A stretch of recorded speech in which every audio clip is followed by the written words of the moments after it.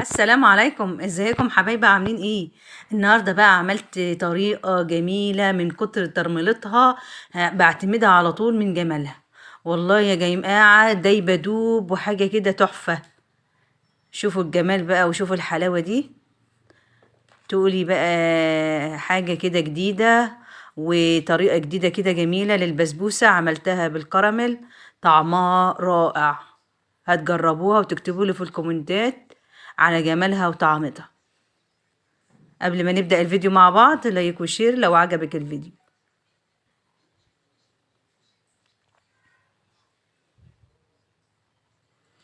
اول حاجة بقى انا معايا الدقيق السميد حوالي عن كوبايتين، يعني كوبايتين اتنين من المج ده يعني.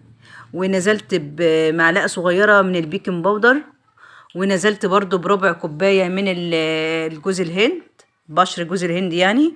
وقلبت كل ده بقى مع بعضه كده يختلط ببعضه. كده المواد الجافة جاهزة معايا. جيت بقى على البوتاجاز، جبت طاسة ونزلت بكوباية من السكر. هكرملها بقى على النار، ونزلت برضو بربع كوباية من المية.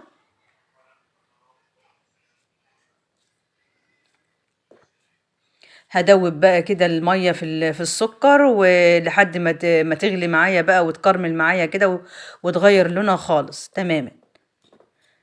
ايدي فيها كده على طول لحد ما تبدأ بقى تكرمل معايا. بدأت تغير لونها اهي، ولونها بقى شكله جميل. على حسب بقى انت عايزة لون البسبوسة بتاعتك تبقى شكلها ايه. عايزة تغمقيها بتغمقيها براحتك انت بقى، في ايدك انت تغمقي او تفتحي. انا بقى مكتفية باللون ده. حطيت 4 معالق من السمنة، او 4 معالق من الزبدة، او نص من ده على نص من ده زبدة على سمنة. وعلبة من القشطة نزلت بيها كده معاهم. وهبدأ اقلبها بقى لحد ما كل ده يسيح خالص في الكراميل. السمنة والقشطة كل ده يسيح مع بعضه كده.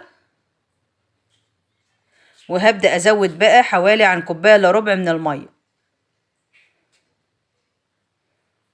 بس لما اعرف بقى كل حاجة ساحت ودابت خالص تماما كده، هبدأ احط المية كوباية الا ربع. وهقلب برضو بقى كل ده مع بعضه كده تغلي بس غلوة واحدة، وانزلها من على النار بالطريقة دي.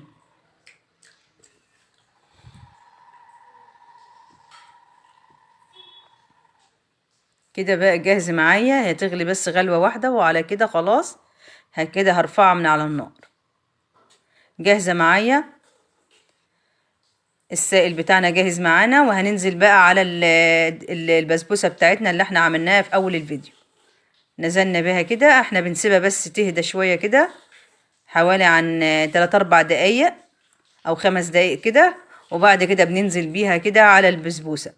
ومش احنا مش هنقلب كتير يا جماعة، يا دوبك بس هنتوه الدقيق كده في السائل بالشكل اللي انتوا شايفينه ده. احنا ما بنقلبش كتير، البسبوسة ما بتحبش التقليب كتير ولا اللف كتير.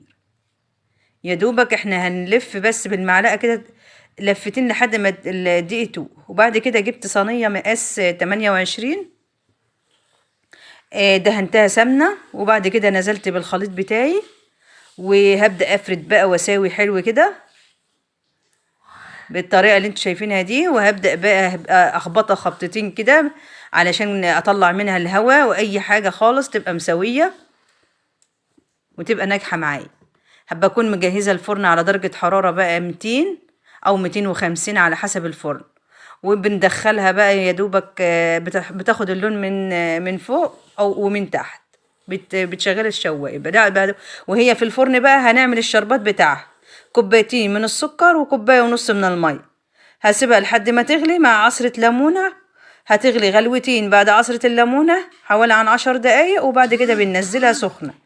وبنجيب بقى البسبوسة نطلعها من الفرن على طول وهي سخنة، بننزل بالشربات بتاعنا بالشكل ده.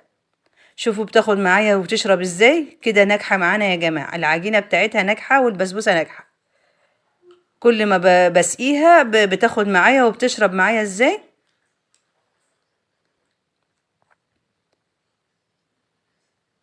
انا بسيبها بقى حوالي عن ساعتين او 3 لحد ما تبرد خالص تماما، علشان ابدا ان انا اقطعها واعرف اقطعها واقدمها بقى كده بالشكل ده. لان هي لو هي سخنه مش هتعرفي تطلعيها، يعني هتبقى دايبه دوب كده، هتبقى جميله. يعني لازم تسيبيها لحد ما تتماسك معاكي بالشكل اللي انتوا شايفينه ده. شوفوا يا جماعه عامله ازاي، مع ان انا سبتها مده طويله، وشوفوا دايبه ازاي وجميله، حاجه كده من الاخر، طعمها رائع وهتعجبكم ان شاء الله وهتعتمدوها. والله يا جماعه من جمالها ومن سهوله طريقتها. لايك وشير لو عجبكم.